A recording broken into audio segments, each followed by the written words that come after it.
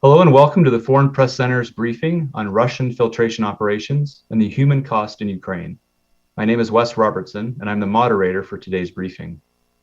Joining us today is a panel of three briefers: Nathaniel Raymond, Executive Director of Yale's Humanitarian Research Lab, Bilquis Will from Human Rights Watch, and Olha Restolov from the Media Initiative for Human Rights, or MIHR. And now for the ground rules. This briefing is on the record. We will post a transcript and video of this briefing later today on our website, which is fpc.state.gov.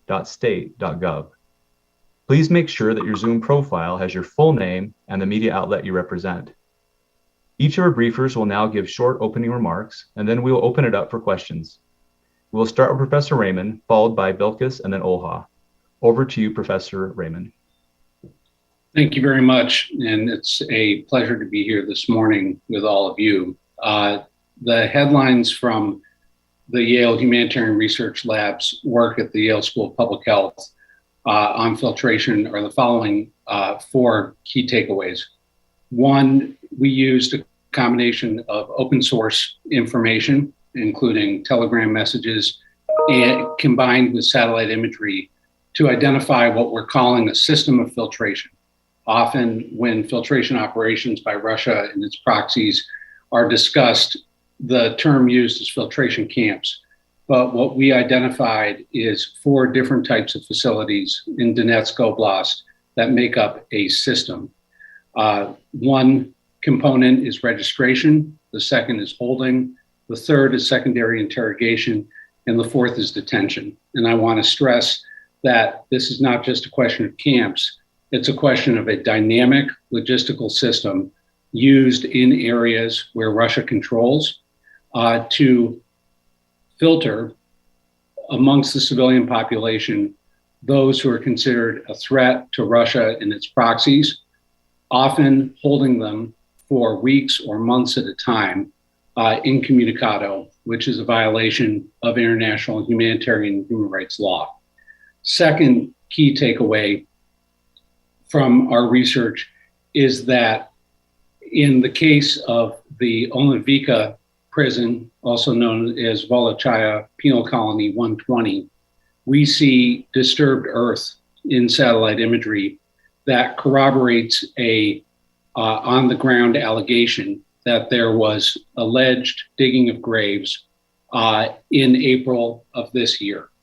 We see a second area of disturbed earth around July 2022, which also is consistent with alleged individual or mass graves located near the barracks where the individuals in the siege of the Azovstal steel plant in Mariupol earlier in the year are allegedly held.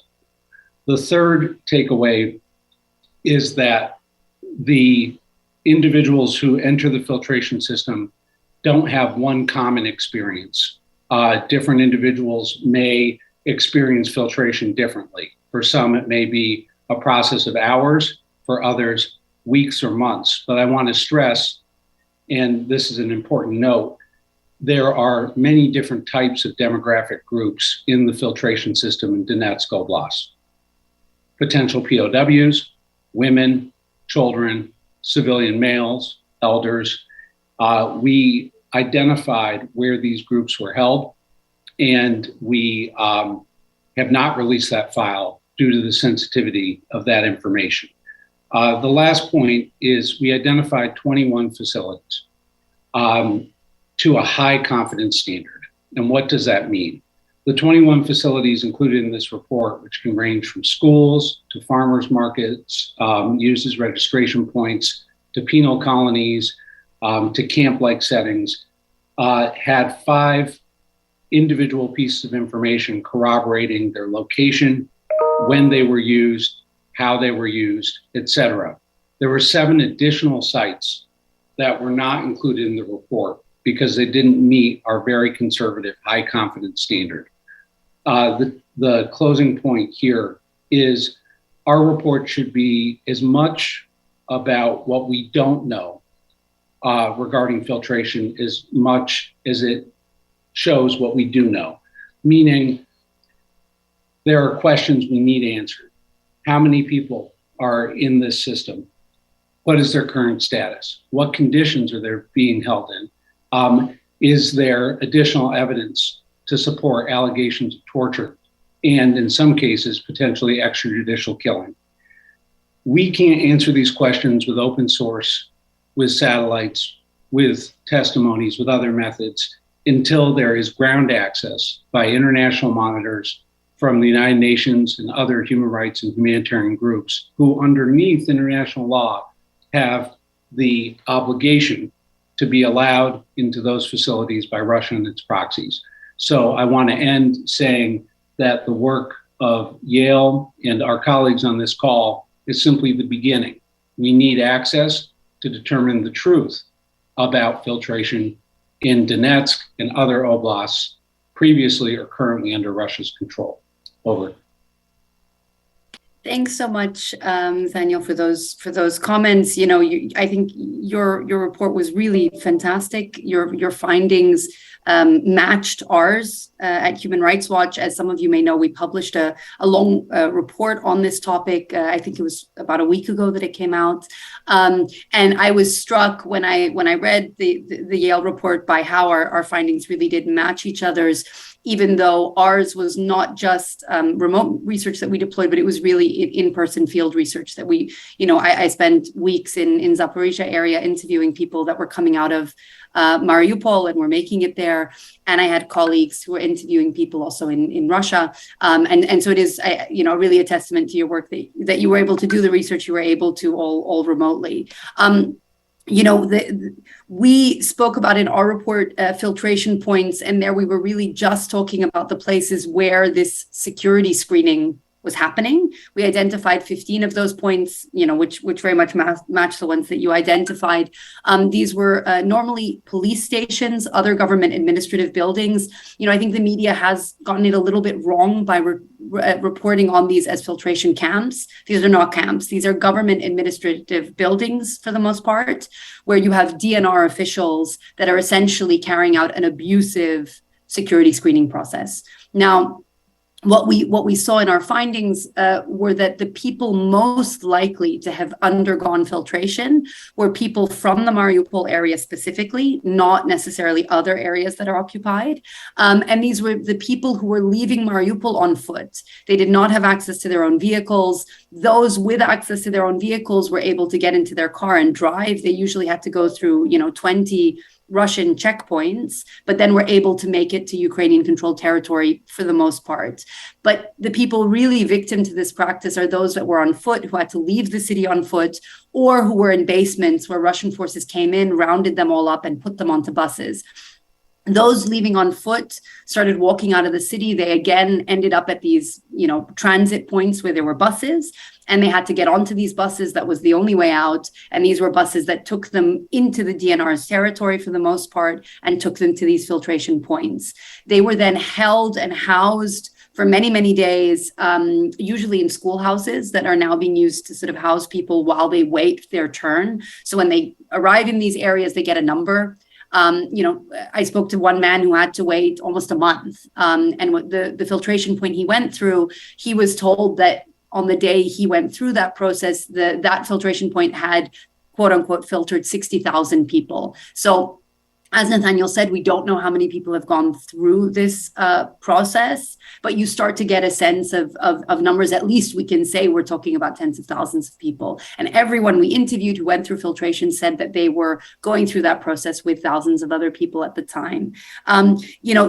The questions people were asked is pretty much identical in the interviews that we did. People were asked, about personal details, familial ties, job history. Then they were asked political questions. What do they feel about the Russian special military operations? How do they feel about Zelensky? How do they feel about the Ukrainian military? And they also had their biometrics collected. So they had their fingerprints taken, their palm prints.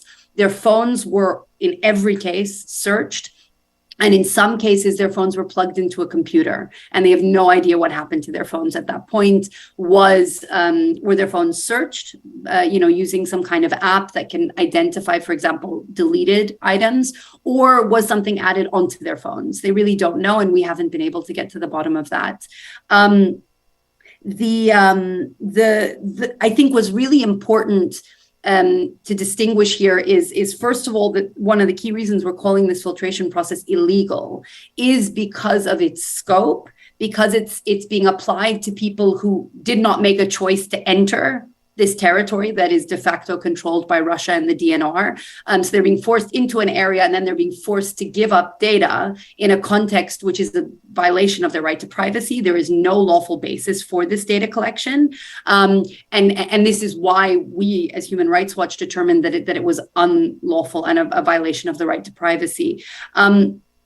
We also need to situate this, I think, in the bigger context of what's going on inside of Russia, because the question that I've gotten from the media very often is why is this happening? Why is Russia so interested in collecting all of this data on people?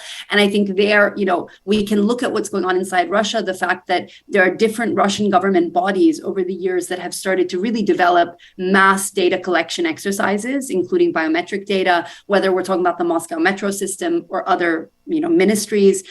There's a huge initiative inside of Russia to collect mass amounts of personal data on people within the country. And this is sort of an extension of that's happening, but targeting, of course, Ukrainian civilians outside of the territory of Russia. As Nathaniel said, we don't know a lot about what happens to people who quote unquote fail filtration. Although, we did speak to some people who knew loved ones and friends who were detained because during filtration, it was identified that they had links to the military. The people we spoke to thought their loved ones had gone to Olenivka prison. They didn't hear that their relatives had been killed in the blast that happened at the prison. But of course, as Nathaniel said, there are no independent monitors there. We really don't know what the situation is inside the prison. We did hear about some people being released from that prison after an administrative detention period. And what we were told is that if once you get detained, it's clear that you're linked to the military, but not to Azov battalion or a group that's been determined by the DNR, by Russia, to be a quote unquote terrorist organization, that you do get released after an administrative period of between 30 and 60 days. Of course, this is part of the story. This continues. Our research was done, starting in March, and the last interviews we did on this, I think, were in June or July. But the practice is very much continuing. The latest that we heard is that now filtration has really entered the city of Mariupol and is happening inside of police stations in the city. And the reason, among others, that people are doing this is not just because they're taken to the filtration point by bus, but it's because they're being told you need a piece of paper that you get once you've completed filtration. It's a receipt that's issued by the filtration point. You need that to move around. You need that to get through checkpoints. You need that to potentially enter Ukrainian territory. And so that's why a lot of people are forcing themselves to go through it. But again, this is only part of the story. I'm not going to go into at length the second piece of it because it's not the topic of today. But of course, some people undergoing filtration then do get forcibly transferred to Russia.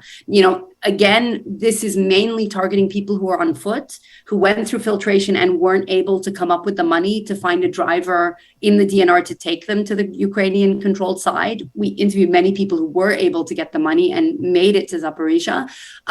But there are many people who couldn't come up with the money. So the only bus that they could get on that would take them further to safety was a bus going to Russia. And so, when we talk about forced transfers in this context, we're not talking about soldiers putting a gun to people's head and saying you have to go to Russia or I'll shoot you. But we are talking about a context that is fundamentally coerced, where people do not have a genuine choice to make in some instances.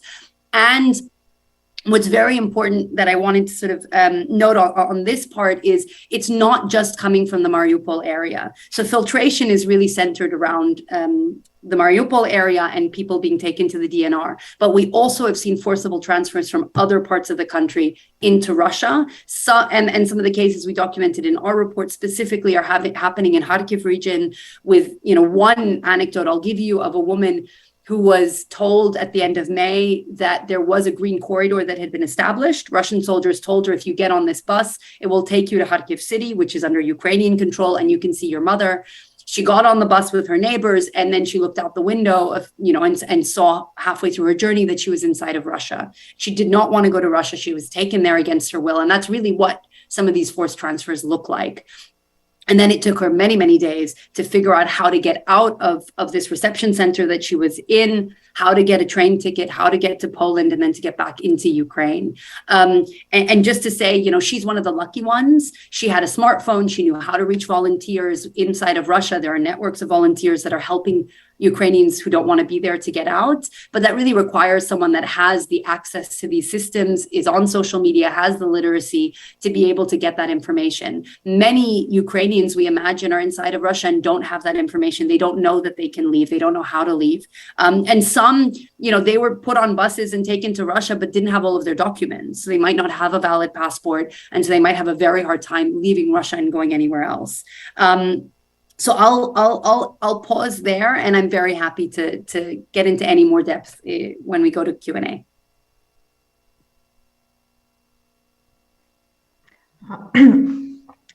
Good morning for those who are in the US, and good evening for those who are in Europe. My name is Olga Reshetylova. I represent the Media Initiative for Human Rights, and many thanks to our colleagues for these brilliant reports. And it is very, very important that you keep in focus those grave human rights abuses which are going on the occupied territories. We observed this situation as well, and I'd like to emphasize that Russians don't consider don't call this procedure filtration itself. They consider it an absolutely legal and normal for them practice. The word filtration appeared during the events, as my colleague said, in blocked Mariupol, when hundreds of thousands of people tried to flee from the city. And when someone managed to pass Russian checkpoints, but someone didn't, and people who were taken to interrogation just disappeared, and there was no information about what happened to them. From the view of international and human rights law, we can call these enforced disappearances. One more point, which is important to emphasize, is that we had been observing this situation previously, since the very beginning of the armed conflict in Ukraine. We saw that people in occupied Crimea or on occupied parts of Donbass were detained by Russian law enforcement bodies or those Russian proxies. And they also were interrogating, and they were detained illegally. And it was something like this filtration, but we didn't call it like filtration. The mass filtration procedures began, as I said, during the events in Mariupol, and spread into other occupied territories, for example, in Kherson or occupied regions near Zaporizhia. And as we saw, Russians consider these procedures as very effective, and then they decided that everyone from the age of 14 has to pass through this filtration procedure. It means that every citizen can be stopped on, for example, on the street, or they can come to a house and check your phones, check your body, your skin.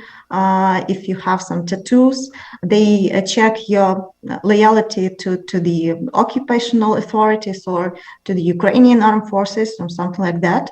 And this is the first stage of this filtration procedure. And if you fail to undergo through this first stage, they can detain you and take you to some interrogations. Sometimes we knew it from the dozens of our interviews of those who managed to flee from the occupied territories or from their relatives. So if they don't like you, somehow they take you to the other stage and interrogate you with psychological pressure, or sometimes even with tortures. And we saw the same practices in previously in Crimea and occupied Donbass, and these these practices are mostly of Russian FSB, and they try to make pressure to you to understand what you think deep in your mind, and after that, if you don't pass this second stage, just they make you to go to the another stage. It's like administrative detention. And from this moment, person becomes like hostage. We consider those persons who disappeared as hostages in pre-detention centers or in prisons on the occupied territories. We figure out at least 22 places of so-called filtration camps, but as Belkis said, it is not necessary like camps. It can be some facilities like administrative buildings or some police buildings or something like that. But there are camps itself as well, where people are detained, and after this third stage, usually they are taken to prisoners and pre-detention centers. For example, like Olenivka is a famous place where people are captured by Russians. And for example, we have questioned a person who, a volunteer from Mariupol, who went to Mariupol to help people to flee from Mariupol, and he was detained, and he spent 3 months in different facilities from Olenivka to Donetsk, to pre-detention center in Donetsk, and then after 3 months he was just released.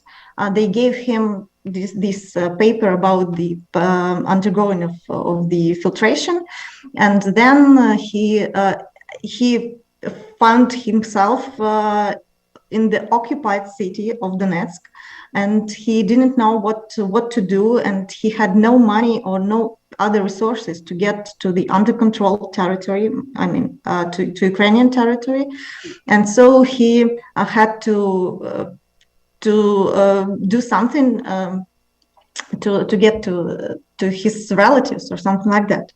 For example, we have another interview of a person from Luhansk region, from Starobilsk, the city of Starobilsk, who had to pass this procedure for 3 times. The first time in Starobilsk, and then when he decided to go to the third country, to Estonia, through via Russia, he also passed this procedure on the Ukrainian-Russian border, and then on the Russian-Estonian border. And for each time he was interrogating, and they asked him the same questions, and they made pressure on him, and sometimes he was beaten, severely beaten during these procedures. So nothing new, unfortunately. We observed this since 2014, and these practices are just spreading on the newly occupied territories. And for now, we found out the new information about the new filtration camps on the entrance to Crimea, because a lot of people, because of very active battles in Kherson region, have no other choice as to go to the occupied Crimea to flee from this war zone, and this is the only way they can flee. And so on the entrance of Crimea, we see that we have a new filtration camp in Armyansk. It is like a small town on the administrative border with Crimea. And the other filtration camp we found out is in Zaporizhia region in Vasilivka.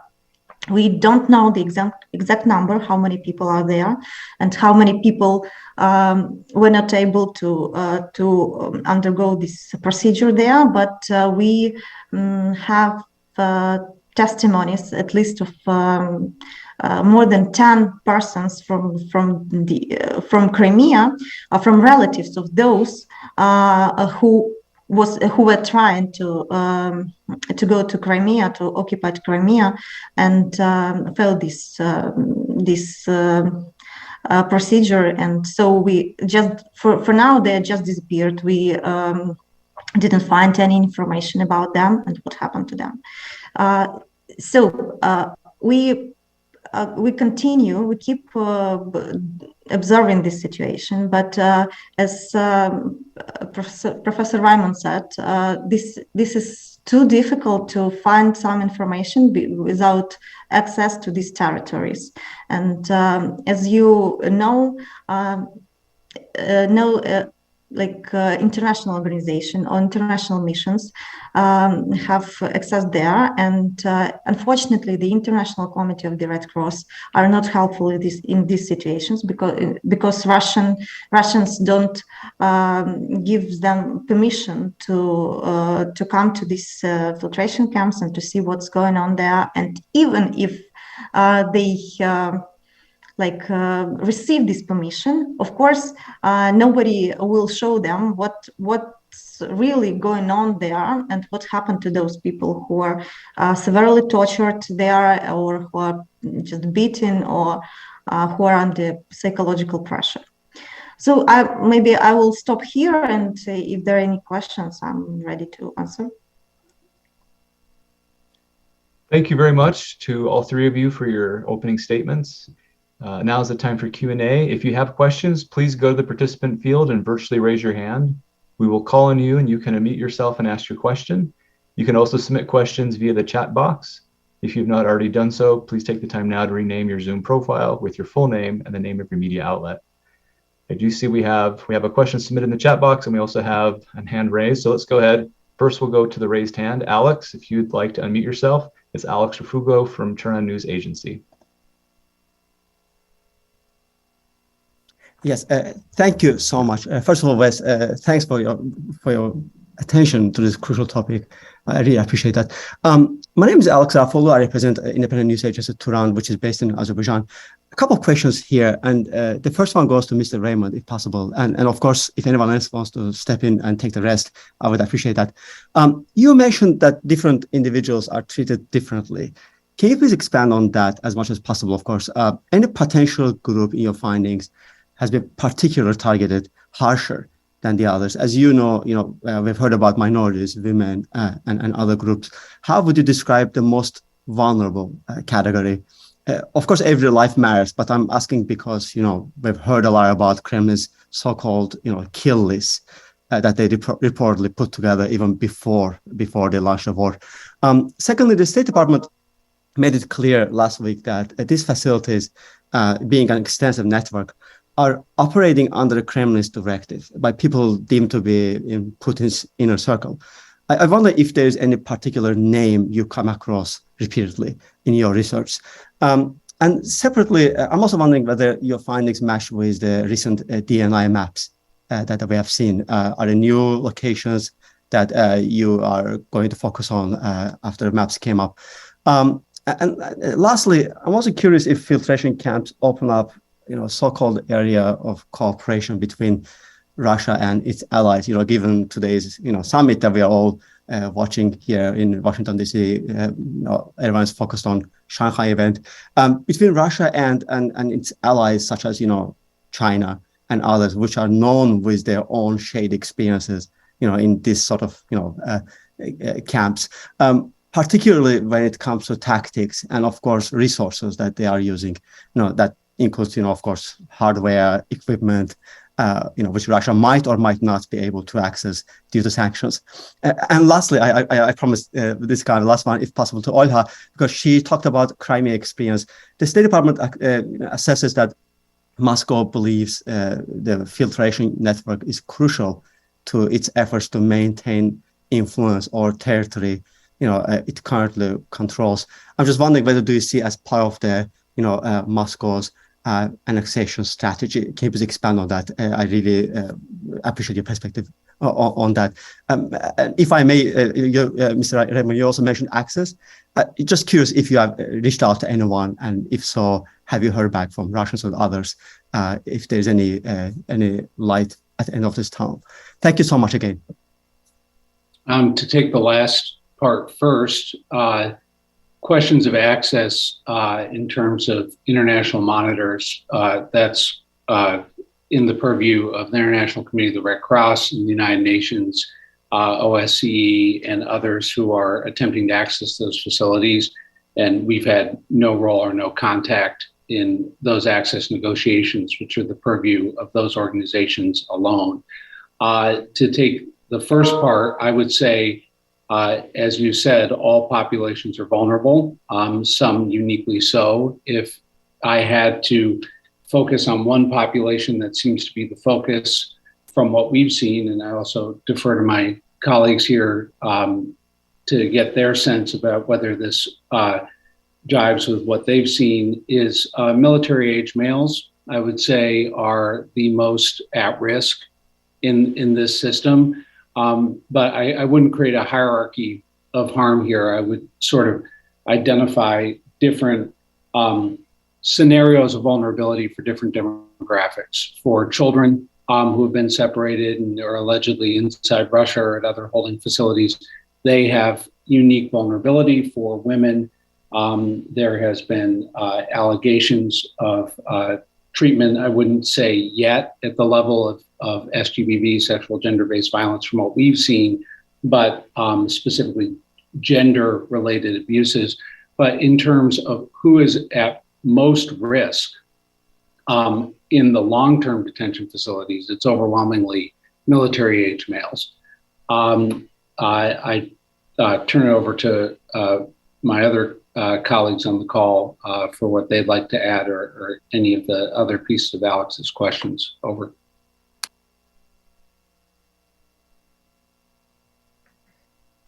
Maybe I answer about the strategy of the occupation of Russian. I think that Kremlin pursues at least I don't know, a few goals arranging these filtration procedures and filtration activities.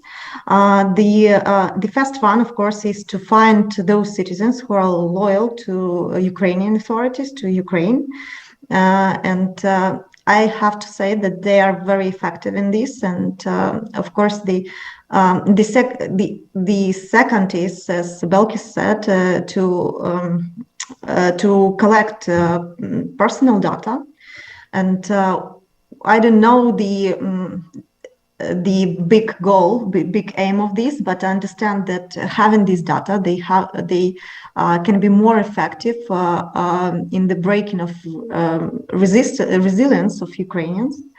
And the third aim, as I see, is this filtration is a tool of terror and of keeping everyone in total fear there on the occupied territories. And of course, after about few disappearances during filtration or during detentions, of course, you will not be such active in your pro-Ukrainian activities and so on. And unfortunately, they are very, very effective in this. Of course, they are experienced in these measures because they conduct this in Chechnya previously, and maybe in occupied territories of Georgia and so on, and Donbass and Crimea. So this is their strategy, as I see, and it is once again, it is not new. I think it's from the KGB methodology. And I think during the Soviet Union, we saw the same practices in history. So they used the same practices. Maybe I'll just come in on that first question that Nathaniel already answered, this difference of treatment. This is something that we saw very much as well. We spoke to many different people who went through filtration in different locations. Some went to the same location and had different experiences. And so I think this difference in treatment was in the sense of, for one thing, how long it took. Some people waited a day, some people waited weeks. Some people dealt with soldiers that were more aggressive, some that were less aggressive, some that were more respectful, some were that more abusive. So in that sense, it was very different. Everyone had a different experience. And I think that speaks to the fact that, while this is a widespread procedure that's been set up, it's extremely chaotic. It's not well organized. And I think that is why you see people with very different experiences. This is not a well-organized system.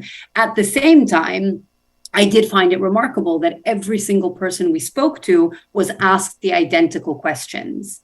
And so in that sense, you see that there is an organization to this, whether chaotic or not. There is a sort of thinking behind it, a deliberateness of the process, which, even more increases our concern about it, because this was very much constructed as a way of doing this mass security screening, and as Olga said, to essentially figure out in an effective way who was linked to the armed forces. The issue of children, which I'll just touch on because Nathaniel brought it up. As many of you know, there have been a lot of numbers that have come out from the Russian side, from the Ukrainian side, about 500,000 children or so that have been taken to Russia. I would say that number doesn't tell us how many of those children were located in LNR, DNR prior to this and were evacuated by Russia and Russian-backed forces to Russia when the hostilities began, because that is a certain number. We, in our report, did identify 17 specific children who had been at a medical institution in Mariupol. Ukrainian authorities were trying to evacuate them once the area came under Russian control.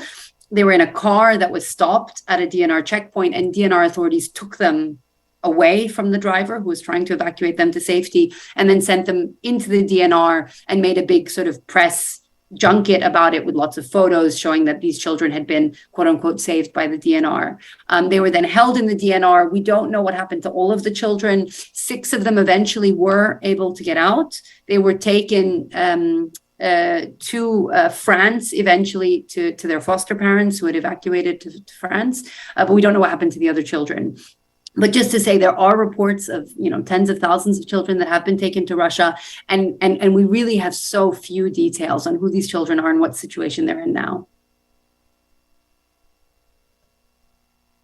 All right, thank you for your responses. Our next question was put in the chat box. It's from Evan Ingram from the Esai Shimban.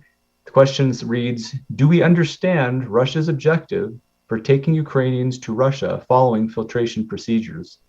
Also, has the filtration process changed over time since the start of the conflict? Has it become more systematic, or have filtration tactics become more objectionable? And I'm not sure, I guess all 3 of you, if you have some comment or if one of you wants to take the lead on this. If I may, I'd like to compare those procedures which had been arranged by Russians in northern regions of Ukraine when they were occupied, like Kiev, Chernihiv, and Sumy region, and those which they arrange on the south region, like in Zaporizhia, Kherson, and in the south part of Donetsk region. As we saw, there were no systematic activities in northern regions. They just detained all civilians, and during the liberation of those regions, they just take and transferred all those civilians to different facilities in Russia, like prisoners and pre-detention centers. We know about at least 500 of those civilians from northern regions, and they weren't interrogating or something like that. They just were kept in different facilities and transferred to Russia. And I think it is because of very fast events which had been taking place there. first of all. But the question is, why did they detain all those people and transfer them to Russia? Our answer is that they tried to fill so-called exchange fund because they, for now they have a big number of prisoners of war in negotiations, and they presented all those absolutely civilian people as combatants and as prisoners of war. For example, they dressed someone into Ukrainian uniform of Ukrainian armed forces, or they published the photo of some persons we knew definitely that they are civilians, and wrote that this person was detained with a gun or something like that. So at the first stage of this full-scale invasion, they just detained all people they could to fill this exchange fund. When we look at the situation on the South region, we see more systematic activities. People are not just detained and captured in some facilities, but they are interrogated. They are under the pressure to recognize some that they are linked to Ukrainian armed forces or something like that. So as we see, they have Russians. Have more possibilities to establish occupational authorities on the occupied territories. So they behave more systematic. It is about the question about the changes from the very beginning to now, what happened with these filtration procedures.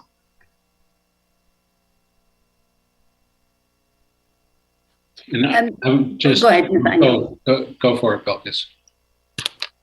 Okay, there's just one piece of it that I wanted to add to, which is, for our purposes to make a legal determination, of course, it's irrelevant why a forcible transfer occurs. So the logic behind it doesn't matter from a legal perspective. However, of course, it's a question that one asks, and we have been asked. And, we don't get any answers on the Russian side, because this is, again, something that the Russians are denying is happening. They say that all the Ukrainians in Russia went there willingly and are going there to seek safety and want to live inside Russia. So Russia isn't giving us sort of publicly an answer for why this is happening. But I would say, of course, when this renewed Russian invasion began, what Russia did not get was perhaps the kind of footage that it was expecting to, of Russian soldiers coming into villages and people cheering and welcoming them.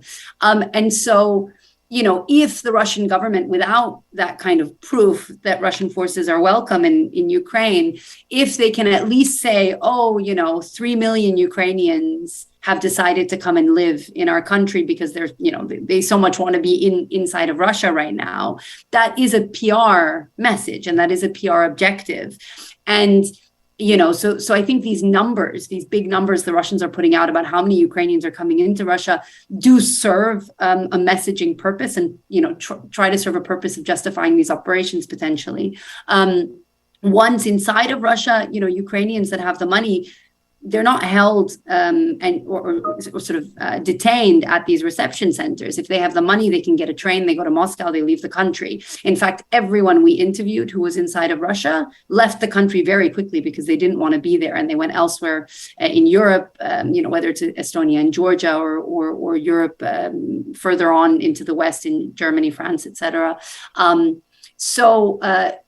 Russia doesn't seem to care about the number of Ukrainians that are staying in the country. They're not trying to prevent Ukrainians, once they get into Russia, from leaving the country. And that all the more, suggests that it's really just about telling the Russian people, this is how many Ukrainians have wanted to come and live here instead. So I would say, that is one possible reason for some of these transfers. And I would just add that I think when we look back at the filtration system, and I'm not talking years, but in a few months, I think we're going to be able to say two things are true, and two things that may seem kind of paradoxical. But one is that there is significant regional differentiation and variation in terms of how these operations rolled out, how they were executed, and what were sort of regional objectives or regional variations of the operational goals. The second thing, which is simultaneously true, and I think there's going to be more evidence to support beyond the American government's, US government statements about presidential administration being involved, is that these were command-directed operations. And so that they were command-directed operations with regional variation. And as we continue to, on our side at Humanitarian Research Lab, follow the filtration story, we are, I think, are going to be able to show some more of that regional difference. The headline, however, is that we need to look at filtration operations in the context of the history of the past 25 years of how Russia has fought wars. Filtration is not new. One only needs to look at Chechnya, and these tactics are part of a repertoire of how Russia and its proxy forces engage with civilian populations under its control. We have extensive evidence on that. The last thing I want to say is that the work of Human Rights Watch, the work of our Ukrainian colleagues on the ground, our reporting, none of it alone is enough. It is really all of these reports together, and their concurrence is really crucial. So as we go forward, it's really about the human rights community as a group continuing to attack from all angles what is really a multidimensional human rights emergency, and none of us can do it alone. Over.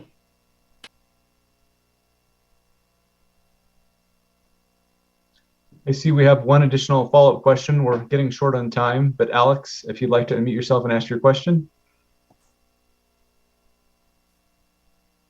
Thank you, Wes. Just to quickly pick up on where Mr. Raymond just left off, I want to re-up, two of my questions I left unanswered. I apologize for asking too much. It was unfairly too much. One was about potential cooperation between Russia and countries like China on this sphere, given the experience on this. Because Dr. Raymond just said, take a look at last 25 years of similar actions. And number two, any mastermind in the Kremlin that you could name. The State Department made it clear that they believe that someone in the inner circle of Putin who is in charge of this network. Thank you so much. I'd say quickly, second part, no, not yet, in terms of a clear controlling individual. I don't know if anyone has other findings. And then there's no evidence of Russian-Chinese cooperation, but I do want to say that both the Chinese Gulag system in Xinjiang and this system, as Belkis pointed out, which is critical, and also as Olha pointed out, that data collection and surveillance is an essential component and objective of this system. And so this system, while serving many purposes, is similar to the Xinjiang system in the fact that making the civilian population legible for purposes of additional surveillance and repression is clearly central to how this system was designed. We can say that with clarity. Over.